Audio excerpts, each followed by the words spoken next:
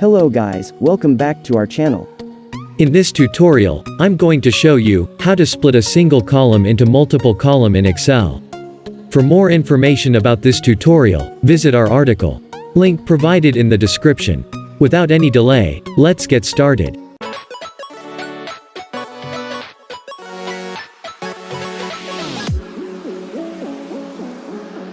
Open Microsoft Excel. Enter data, or else, select the data which is in the column, which you want to split into multiple columns.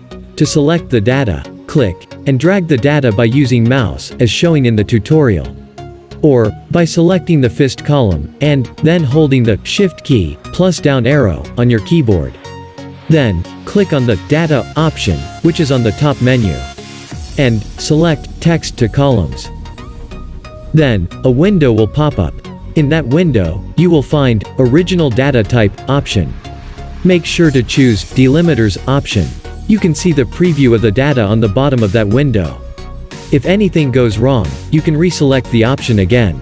After choosing the option, click on Next. As I entered comma between two words, I'm choosing comma from the Delimiters option. After choosing the option, you will find the preview at the bottom of window. Click on Next if you like the preview. Then, you will be asked to the data type in every column. According to the data you entered, select the data type. Here, I entered general data in 2 columns, and date in the 3rd column. So, I clicked on the 3rd column, and selected date. After that, choose the destination for the output, by clicking on the icon beside the destination option, as showing in the tutorial. Then, you will see the Excel sheet. Select the columns by clicking with mouse. Then, click on the icon, as showing in the tutorial. After that, click on Finish. That's it, data in single column split it into multiple columns. Hope you liked this tutorial.